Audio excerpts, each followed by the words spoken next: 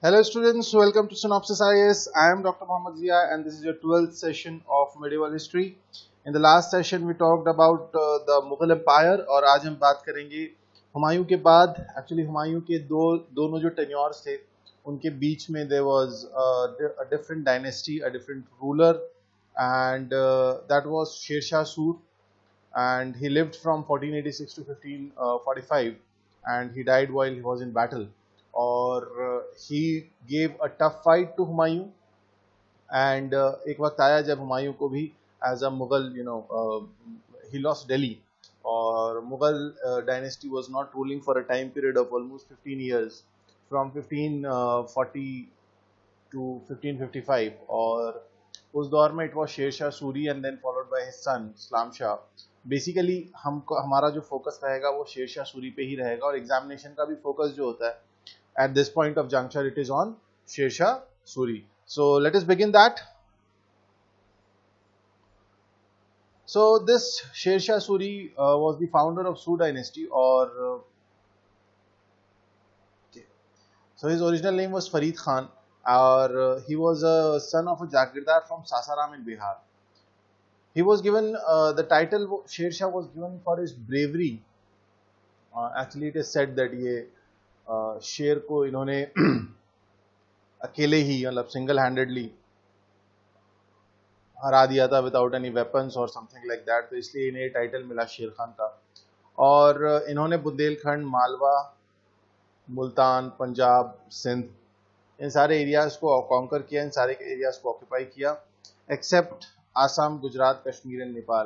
तो आसाम, गुजरात, कश्मीर, नेपाल को छोड़ के most of the north India जो है वो इनके अंडर में था. ऑल्दो ही लॉस्ट इट 5 साल ही रहा लेकिन sorry, the rule of Sher Shah Suri is so important that it is basically because of his administration that his time is remembered for. और इतना ज़्यादा था कि इनिशियली अकबर ने भी as it is Sher Shah Suri के एडमिनिस्ट्रेशन को ऑप्ट किया. Later on there were certain changes made in Akbar's administration that we'll study later, but basically it was his administrative and other skill, the military skills that made him to be remembered forever, though his time period was only for 5 years. सबसे पहले बात करते हैं शेर शाह सूरी के military achievements की. सबसे पहले it was battle of Chausa and battle of Kannauj. ये दोनों हम देख चुके हैं हुमायूं के टाइम पे. Both were against him and in both this battles Sher Shah was victorious. और इसने क्या किया, ना सिर्फ दिल्ली का, आगरा, संभल, ग्वालियर, इस पूरे रीजन का उनको रूलर बना दिया and Mughal dynasty ended for a time period of 15 years. फिर दूसरी important apart from this two, the other important battle is like battle at Surajgarh in 1533 जहां उन्होंने लोहानी चीफ और मोहम्मद शाह ऑफ बंगाल इन दोनों को हराया. और इसकी वजह से क्या हुआ, पूरा बिहार जो है वो शेर शाह के अंडर आ गया. सो this was battle of Surajgarh. फिर इसने बंगाल को इन्वेड किया. he actually plundered Bengal several times by capturing God, the capital of Bengal at that point of time. और मोहम्मद शाह जो कि यहाँ पे हम देखेंगे कि मोहम्मद शाह जो है वो बंगाल का था, उसको फोर्स किया इतनी बार, उसने उसको प्लंडर किया इतनी बार, उस पर अटैक किया that he was forced to take refuge with Humayun. तो अब ये जो दोनों लोग हैं, कौन, मोहम्मद शाह और हुमायूं, दे केम टुगेदर क्योंकि दे वर both were defeated, both were plundered by Sher Shah. Then conquest of Punjab from 1540 to 1542. After that उसने पंजाब को कॉन्कर किया सबसे पहले. और किसके पास था पंजाब? पंजाब ये हमने देखा कि उस वक्त हुमायूं के भाई कामरान के पास था. देन रिवर इंडस और रिवर झेलम के बीच खोकर्स रूल करते थे, उनको सप्रेस किया 1542 में. And that was his another military conquest. Apart from that conquest of Malwa 1542. The ruler of Malwa ने जो है, जब Sher Shah was struggling with Humayun, तो उसने हुमायूं का मतलब शेर शाह का साथ नहीं दिया था. He was on that side, that's why he attacked Malwa and annexed his empire. तो उसने मालवा भी ऑक्यूपाई किया. फिर रायसीन जो है, it was a Rajput principality. और पूर्णमल कह लीजिए, जो भी नाम आप प्रोनाउंस करना चाहें, he entered to an agreement because the battle was so strong that he entered an agreement with Sher Suri that if he surrendered, his family would not be harmed. तो ये चीज़ यहाँ पे इस तरीके से उन्होंने रायसीन को कॉन्कर किया. और देन मुल्तान और Sindh in 1543, Marwar from 1543 to 1545, army के अंदर एक्चुअली मालदेव जो थे वो उस वक्त मारवाड़ को रूल कर रहे थे, और उनकी आर्मी के अंदर ही कंफ्यूजन और टेंशंस क्रिएट करके he brought Marwar under his control. That's why this is not a battle itself, but the most and the last battle basically in the life of Sher Shah Suri was the conquest of Kalinjar, that is 1545. यहाँ क्या हुआ? He launched a fierce attack Kalinjar में, but he lost his life when he was grievously injured by a blast. So there was a cannon blast, और उसके attack में आके उसकी वजह से जो इंजरीज आई उसकी वजह से Sher Shah was grievously injured. Then बात करते हैं शेर शाह सूरी के एडमिनिस्ट्रेशन की. अब एडमिनिस्ट्रेशन का जो हमें बेसिक अकाउंट मिलता है, जो हमें ऑब्वियसली आप नॉर्मल बैटल्स वगैरह को तो अकाउंट आप इजीली मिल जाता है कि यहाँ पे बैटल हुई थी, लेकिन किसी भी रूलर के एडमिनिस्ट्रेशन का जब तक आपको एक प्रॉपर हिस्टोरिकल अकाउंट नहीं मिलता है, it is very difficult for him. और शेर शाह सूरी के जो कहना चाहिए एडमिनिस्ट्रेशन था वो हमेशा उसके लिगेसी में सेंट्रल रहा है. शेर शाह सूरी को जब भी याद किया गया उसके एडमिनिस्ट्रेशन की वजह से ही याद किया गया. सो इसका जो हमें अकाउंट मिलता है बेसिकली एक किताब है तारीख़ शेर शाही, और ये अब्बास खान सरवानी ने लिखी थी. एंड द साइटेशंस जो भी हमें इसके बारे में शेर शाह के एडमिनिस्ट्रेशन के बारे में पता चलता है वो हमें यहीं से पता चलता है. और इस तरीके से शेर शाह सूरी ने सेंट्रलाइजेशन ऑफ पावर कर रखा था इस तरीके से कि एवरी डिपार्टमेंट, जितनी भी एडमिनिस्ट्रेटिव ब्रांचेस थी या जितने भी एडमिनिस्ट्रेटिव डिपार्टमेंट थे, दे वर under the Sher Shah personal supervision. वो खुद उनको देखता था. Then he held all the threads of policy and civil military command. So चाहे वो सिविल इश्यूज हो, सिविल पॉलिसी हो, चाहे वो मिलिट्री पॉलिसी हो, मिलिट्री कमांड हो, कुछ भी हो, it was all under his personal control. Ministers had no authority to initiate any policy or propose a change in the ways of transactions or administrative setup. मतलब जो भी ministers तो थे, लेकिन ministers were there just to execute the power, execute the policy. They were not there to formulate the policy. They were not there to initiate any policy. जो कुछ भी होगा वो कौन करेगा, वो शेर शाह सूरी के हाथ में था. But the general work of administration were under the ministers. सल्तनत पीरियड के, दिल्ली सल्तनत पीरियड की तरह यहाँ पर भी शेर शाह ने 4 बहुत इंपॉर्टेंट ऑफिसर्स, मिनिस्टर्स अपॉइंट किए. ये ध्यान रखिएगा, it is very important. Number 1 is दीवान वजारत, फाइनेंशियल डिपार्टमेंट, दीवान आरज, मिलिट्री डिपार्टमेंट, दीवान रिसालत, department for royal orders, and दीवान इंशा, that is for religious matter, foreign affairs and judiciary. ये मैच में भी आ सकता है, ये किसी भी फॉर्म में आ सकता है. This 4 are very important. ये यहाँ पर भी आता है, ये दिल्ली सल्तनत पीरियड में भी आता है, तो आप इसका you should be well aware of that. Again दीवान वजारत, दीवान आरज, दीवान रिसालत एंड दीवान इंशा, 4 डिपार्टमेंट थे. उसके बाद प्रोविंशियल अगर एडमिनिस्ट्रेशन की बात करें शेर शाह के, तो शेर शाह का जो पूरा एडमिनिस्ट्रेशन था वो 47 डिफरेंट यूनिट्स में डिवाइड कर दिया गया था, जिन्हें सरकार कहा गया. और ये जो सरकार थे ये फर्दर परगना में डिवाइड किए गए. तो मतलब it like what ever his administration was, इसको ऐसा समझिए. तो पूरे एडमिनिस्ट्रेशन के अंदर 14 स्टेट्स थे, 47 स्टेट्स ऐसा समझ लो, 47 स्टेट्स थे, ठीक है. और ये जो 47 स्टेट्स थे दे वर डिवाइडेड फर्दर. इन जो स्टेट्स थे इन्हें क्या कहा गया, इन्हें सरकार कहा गया, ठीक है. स्टेट तो नहीं कह सकते, इतने बड़े नहीं थे, लेकिन फिर भी आप इसको ऐसा समझ लिए that 47 somewhat group of districts. और हर सरकार को बेसिकली डिवाइड कर दिया गया परगना में. परगना वाज लाइक अ डिस्ट्रिक्ट. तो I don't know to which part of the country you people belong, लेकिन just like in MP it's like present day MP, it's like MP has more than 50 districts, and these more than 50 districts are divided into 10 divisions. So like every division is having like 5 to 6 districts. So इस तरीके से administration का जो है वो, तो वहाँ इस तरीके का कुछ आप इसे समझ सकते हैं. इनमें इंपॉर्टेंट ऑफिसर्स कौन कौन थे? इंपॉर्टेंट ऑफिसर्स थे मुंसिफ था फॉर रेवेन्यू कलेक्शन. आमिर या अमीर कह लीजिए, he was there to he was like, Amir was like the civil judge, he was there for the civil cases.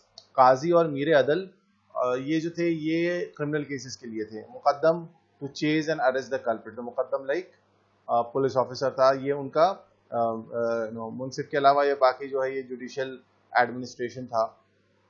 और हर परगना जो है, परगना मीन्स आप उसे डिस्ट्रिक्ट से कंपेयर कर सकते हैं, तो हर परगना जो है वो एक इंडिविजुअल लॉ कीपर, ये जिसे अमीर कहा गया, उसके ट्रेजर और अकाउंट में, मतलब he was like treasurer and account keeper everything.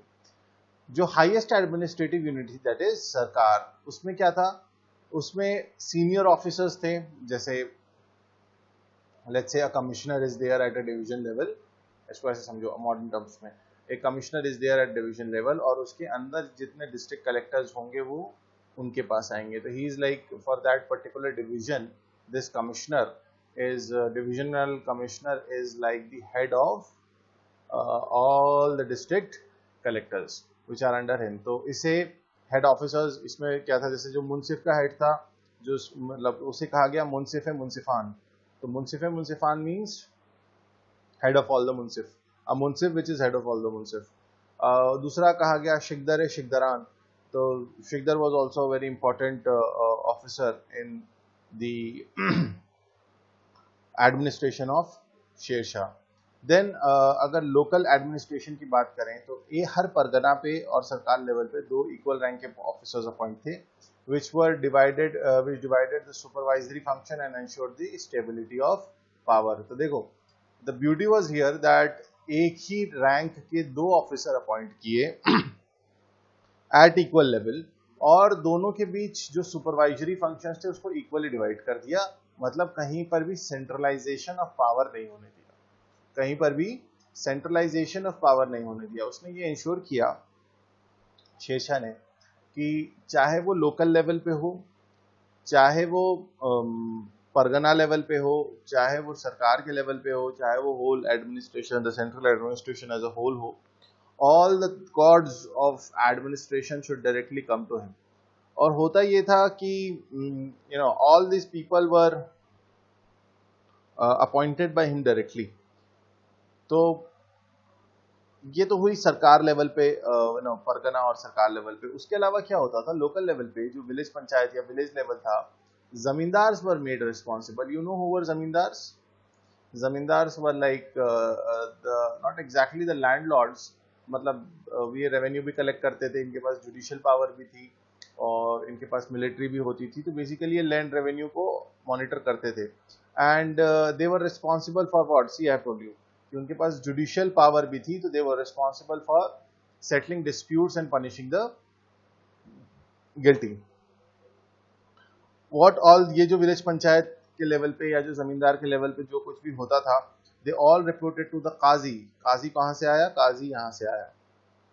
तो ये किसको रिपोर्ट करते थे?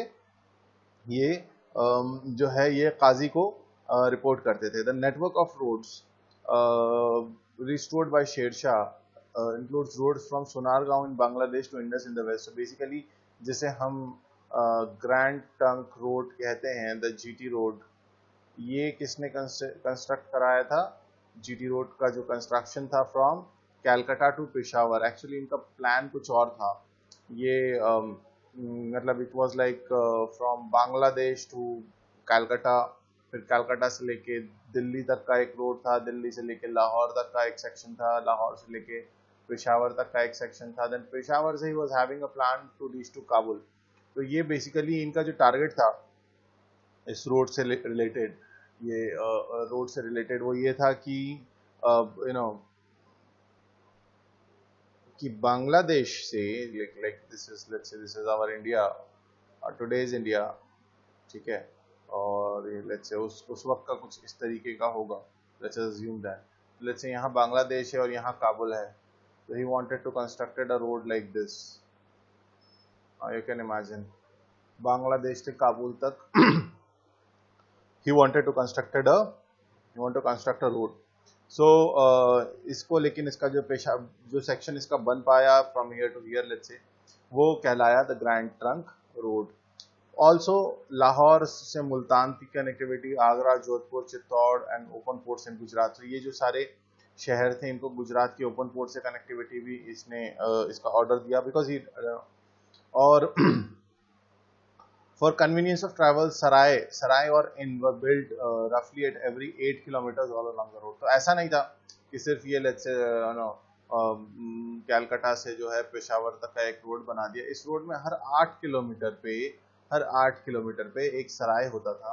सराय बेसिकली आप इसे ऐसा समझ सकते हैं that is like a motel, मतलब where people can come in, they were or somewhere they were given food, somewhere if they are having their own उनको भी मिल जाता था. तो सराय कंस्ट्रक्ट किए and how they were maintained. और ये जो सराय थे बड़े इंपॉर्टेंट है. अगर आप वेस्टर्न यूपी में देखोगे आज भी along with grand trunk road कई ऐसे आपको शहर मिलेंगे उनके अंदर जो मोहल्ले होंगे या जो उनके अंदर जो लोकलाइज्ड एरिया होंगे उनका प्रेफिक्स सफिक्स इज लाइक सराय. तो ये जो सराय है ये किसने कंस्ट्रक्ट करा? ये शेरशाह सूरी ने अलॉन्ग विथ रोड. और इसी सराय से बेसिकली इसने अपने पोस्टल डिपार्टमेंट को बहुत ज्यादा एक्टिव किया. होता ये था, देयर वाज अ डाक रनर, जैसे हम आम जबान में कहें, तो ये जो सराय थे ये क्या होते थे, ये डाक चौकी का भी काम करते थे. ये सराय क्या करते थे, हर 8 किलोमीटर पे था. तो क्या होता था, let's say this is one point, this is another point, this is another point, so on. ये डिफरेंट पॉइंट्स है लेट्स से. और कलकत्ता से लेट्स से, दिल्ली से लेट्स से कन्नौज कोई खत पहुंचाना है, कोई डाक पहुंचाना है, let's say this is Kannauj. तो क्या होता था, दिल्ली से डाक रनर चलता था, उसका काम सिर्फ अगली डाक चौकी तक होता था. और उसके बाद क्या होता था, उसका काम वो वहां से दूसरे को ट्रांसफर करता था अगली डाक चौकी तक. इस तरीके से इस चेन इवेंट्स में उसने अपने पोस्टल डिपार्टमेंट को एक्टिवेट किया. और ये बहुत बड़ा एक कंट्रीब्यूशन था of Sher Shah Suri, that the postal department. और इसका जो इंचार्ज होता था उसे कहा जाता था दारोगा ए डाक चौकी. उसे कहा जाता था दारोगा ए डाक चौकी.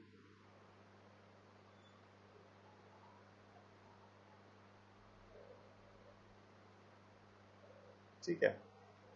दारोगा डाक चौकी जो था वो इसका इंचार्ज होता था. और ये क्या होता था, अब इसका अब बेनिफिट ये होता था कि हर 8 किलोमीटर पे होने की वजह से कहीं से भी कोई भी एक्टिविटी होती थी वो immediately to and fro transmit हो जाती थी. The communication was very strong. And then if you see the revenue administration, he had that दीवाने वजारत, और वजीर जो था वो रिस्पॉन्सिबल था रेवेन्यू एडमिनिस्ट्रेशन के लिए. He also exercised supervisory power over other minister. ये हमने पहले भी देखा. The land was classified into 3 categories for calculating revenue based on yield and measurement of the land. Schedules of rates were put up that were fixed revenue in terms of cash. So सारा जो भी revenue होता था वो rate पहले से तय कर दिए गए और उन रेट्स के ऊपर जो भी रेवेन्यू लिया जाता था वो कैश में लिया जाता था. इट वाज नॉट लाइक कि आप अपने प्रोड्यूस का पार्ट दे दीजिए, it was given in the cash. और क्या होता था, पट्टा इशू कर दिए जाते थे किसी पीजेंट्स को. Patta means it's a piece of land, it's like this, उसको पट्टा कहा जाता था. तो पट्टे इशू हो जाते थे and piece of land issue हो जाता था. और उनसे जो पार्ट लिया जाता था उसे कहा जाता था कबूलियत ली जाती. तो पट्टे इशू होते थे और उनके उसके बदले वो जो भी फार्मर्स, जो भी पीजेंट्स होते थे वो क्या देते थे, वो कबूलियत देते थे. फिर उन्होंने क्या किया था, एक famine relief fund. Now see his welfare policies also. उसने क्या किया, एक फेमाइन रिलीफ फंड बनाया, क्योंकि ये इस वक्त इतना what we are talking is of mid of 16th century. और तब एग्रीकल्चर टेक्नोलॉजी इतनी ज्यादा डेवलप नहीं थी, इतना ज्यादा कहना चाहिए कि वेल प्रैक्टिस्ड एग्रीकल्चर नहीं था. तो फेमाइन, और obviously famine was a very common feature in India even till Britishers were here. So उससे क्या होता था, 2.5 सेर पर बीघा. तो bigha was like the unit of measuring the land. तो एक बीघे पे 2.5 शेर जो है वो उनसे एक्स्ट्रा लिया जाता था हर किसान से on for what, for famine relief fund, कि अगर अकाल पड़ेगा तो हम आपको इसी में से डिस्ट्रीब्यूट कर देंगे। फिर he also standardized the coin of gold, silver and copper, and it was, tolls were collected twice। और जब वो आता था उसके, जब शेरशाह सूरी की रियासत में कोई सामान आएगा तब उस पर टोल लिया जाता था, तब उस पर टैक्स लिया जाता था, और दूसरा जब वो सामान बिक जाता था, जब वो सेल आउट हो जाता था तब उस पर टैक्स लिया जाता था, अदर चीज। So gold, silver and copper का स्टैंडर्डाइजेशन ऑफ कॉइनेज कर दिया गया। लेकिन the most important thing is he coined the term रुपया। ही कॉइन्ड द टर्म रुपया। रुपया जो है वो इन्हीं के टाइम पे आया, इन्होंने ही बेसिकली उसका कंसेप्ट दिया। तो मेरा सवाल आपसे ये है एज अ टास्क कि आप ये बताइए, आप ये पता करिए कि कितने ऐसे मुल्क हैं, कितनी ऐसी कंट्रीज हैं जिनके करेंसी रुपया है apart from India. So this is something which is, अब आप समझ सकते हैं कि what is the importance of Sher Shah Suri, that this and whatever I am talking here, हम जितनी भी बात कर रहे हैं ना, ये सिर्फ उन 5 सालों की बात कर रहे हैं जो उन्होंने रूल किया 1540 से लेके 1540 से लेके 1545 तक। सिर्फ इस 5 सालों में इतना कुछ किया शेरशाह ने। मिलिट्री एडमिनिस्ट्रेशन की बात करें, द एम्पायर, ऑब्वियसली अब जिस हिसाब का मिलिट्री कॉन्क्वेस्ट अभी हमने पढ़ा, तो जाहिर सी बात है इतने बड़े और इतने हैवी मिलिट्री कॉन्क्वेस्ट के लिए उन्हें जरूरत थी एक लार्ज स्टैंडिंग आर्मी की, which was like cavalry, infantry, elephant, artillery, सब कुछ चाहिए था।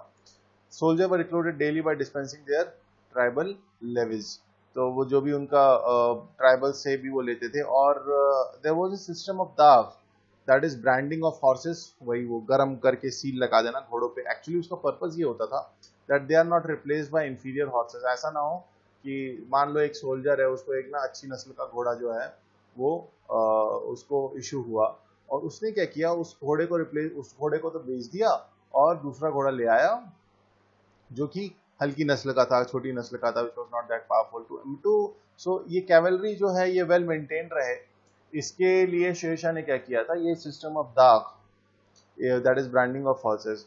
The descriptive roles of all soldiers, जैसे हुलिया was maintained for the same reason, और soldiers का रोल, soldiers का रिकॉर्ड भी मेंटेन होता था always, अब ये एक्चुअली इस शेरशाह का मिलिट्री एडमिनिस्ट्रेशन कितना काबिल था या कितना अच्छा था, ये हमें सिर्फ इसी बात से पता चलता है, just by looking at the conquest that he had, in his short tenure of 5 years. So this was about military administration.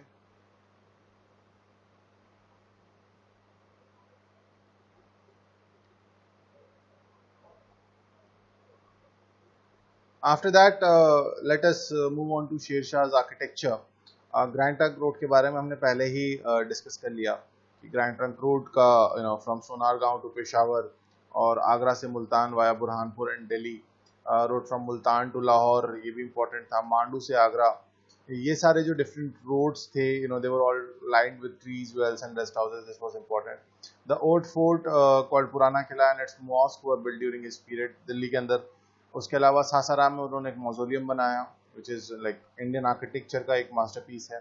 इसके अलावा रोहतास फोर्ट जो है, जो पाकिस्तान में है वो, और रोहतास गढ़ फोर्ट दोनों अलग हैं, वो भी शेरशाह के टाइम के हैं। And the famous Hindi work by Malik Mohammad Jayasi, जो Padmavat, all that whole Rani Padmini वाली जो अभी बवाल था, बेसिकली जो पद्मावत मूवी थी वो कहीं ना कहीं it was inspired by Malik Muhammad Jayasi's Padmavat only, and it was during his time period.